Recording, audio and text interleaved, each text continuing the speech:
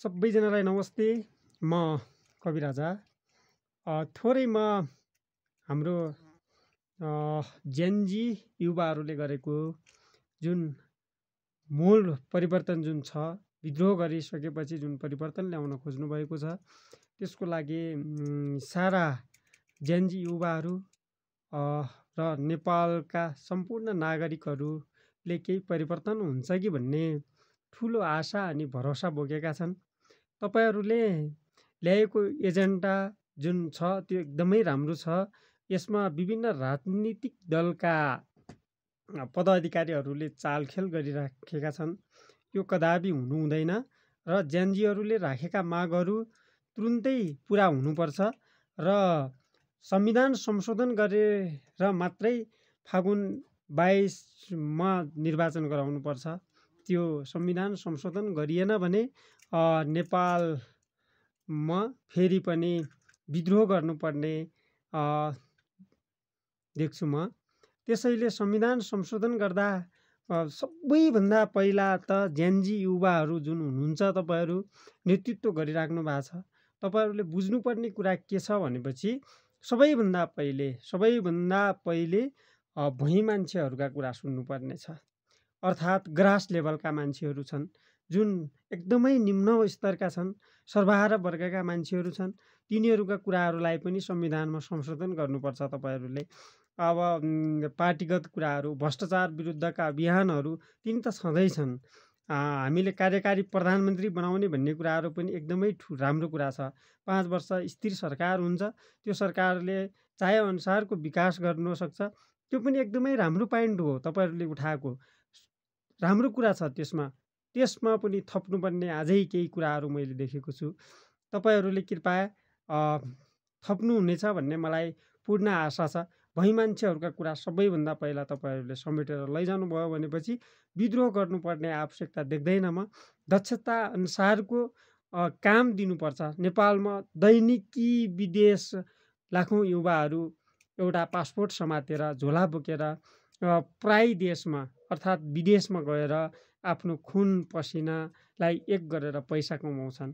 त्यो सबै के को लागि भने परिवार पाल्नको लागि अर्थात् पेट पाल्नको लागि गर्नु परिरहेको छ युवाहरूले। तिनीहरूलाई समेट्नको लागि हामीले हाम्रो नेपालमै केही गर्नु, रोजगार दिन सक्यौँ भनेपछि पनि थोरै भए पनि राहत हुन्छ।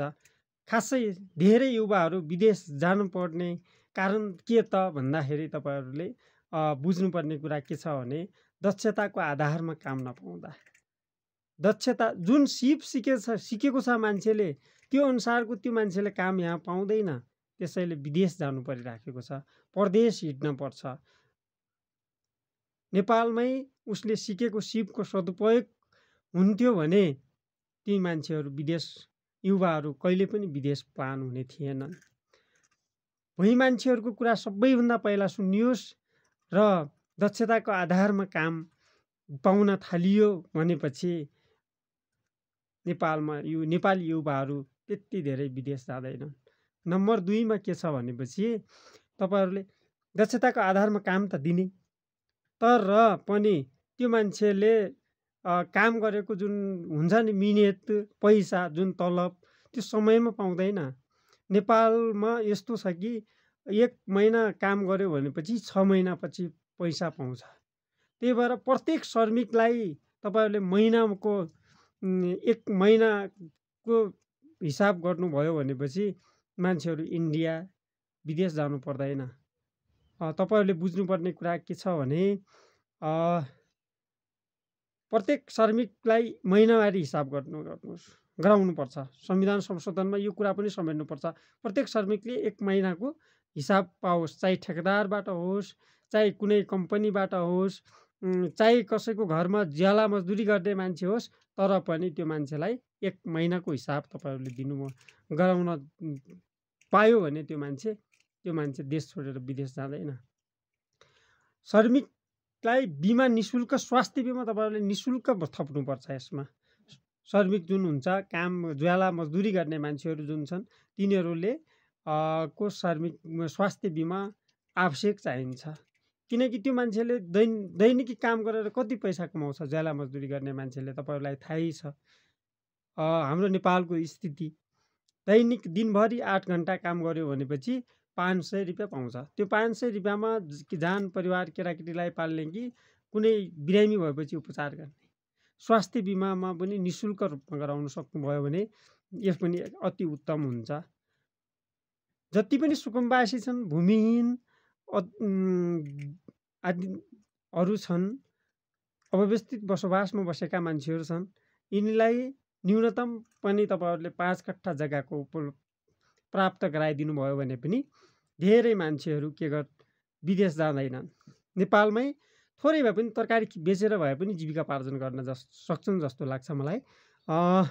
भूमि आयोगमा सरकारी कर्मचारीहरू बाहेक कुनै पनि राजनीतिक दलका कार्यकर्ताहरूलाई आगमन नगराउने। जति पटक भूमि आयोग बन्छ, सरकार ढल्छ, फेरि भूमि आयोग विघटन भइहाल्छ, ढलिहाल्छ। साधारणतया जीवन जिउने र सुकुम्बासी जति पनि छन् तिनीहरूको आशा भनेको के हुन्छ भने भूमि आयोगले फर्म लिन्छ, फर्म लिइरहेछ, अब त हुन्छ कि भन्ने उनीहरूको मनमा आशा पलाइराखेको हुन्छ। त्यो आशालाई फेरि सरकार 3 महिना 6 महिनामा सरकार ढल्छ, फेरि चकनाचुर हुन्छ, फेरि अर्को सरकार बन्छ। कतिपय कामहरू त पूर्ण रूपमा भइसकेका हुन्छन्, तिनी कामहरू पुरा हुन नपाउँदै फेरि भूमि आयोग भत्किहाल्छ र सरकारी कर्मचारीहरूले दिएको लगाव जुन हुन्छ, अमिनहरू हुनुहुन्छ, उहाँहरू फिल्डमा गएर नाप्नु भएको हुन्छ, नक्सा लिनुभएको हुन्छ।